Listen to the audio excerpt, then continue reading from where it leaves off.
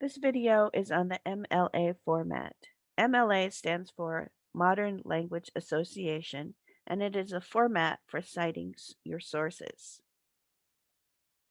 When is MLA used?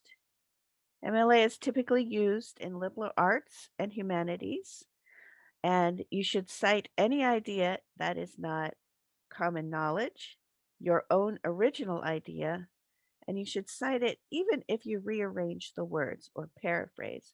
Some students think if they rearrange the words that they don't need to cite it, but if the idea or the fact is not common knowledge or your own idea, you should cite it.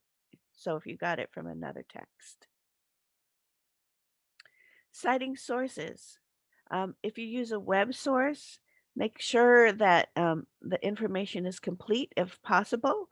If the complete information is not given when you're using a online, I guess, citation generator, then try to provide it if you can. So the format for MLA sourcing is first the author, then a period, then a quotation mark, title of the web page, period, end of quotation marks. Then this is in italics, title of the site, period. Then the editor, comma, last edited date and or version number, period. Name of sponsoring institution, period, web period, and date of access. And then finally your URL. So I used to have to do this all by hand, but you guys have the ability to do the generators these days. Acknowledge sources. So once you get all that information down in the right format, what do you do with it? Well, at the end of your paper or your document, you start a brand new page. At the top of the page, you put the words Works Cited and center it. And then all of your references you put on the page in alphabetical order. So here's an example. You see Works Cited at the top, and here are my sources, and they're all in alphabetical order. All right, so how are we going to do this? Well, if you use a Google Doc, it's pretty straightforward, and I'm going to show you how. But you can always use these steps if you'd like to.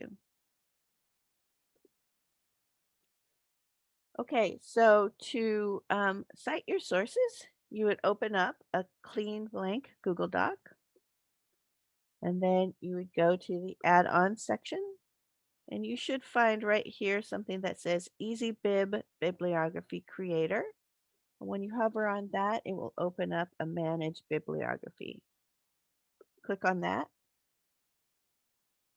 and you'll see here in the right corner or the right panel is Cite a Source. So you can see it says book, journal article, or website. So I'm going to say website.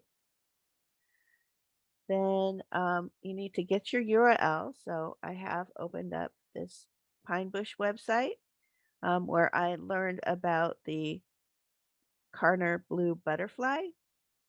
So I'm going to copy the URL that's up here in the address line. Go back to my document here. Paste the URL right in that section and hit search. So the result that they came up with is this article here that looks good to me. So I'll hit select.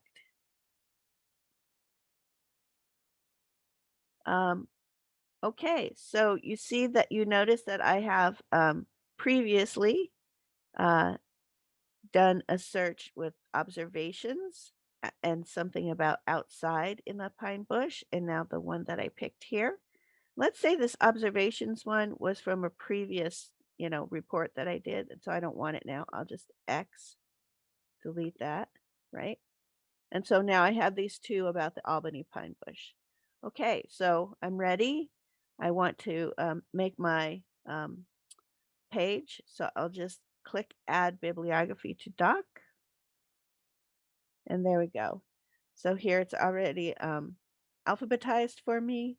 I have my Works Cited on the top, and that is my Works Cited page. Now for your coloring books, I would probably just copy this Google Doc and then make a separate slide in your coloring book and then paste it right in there, and then that will be done.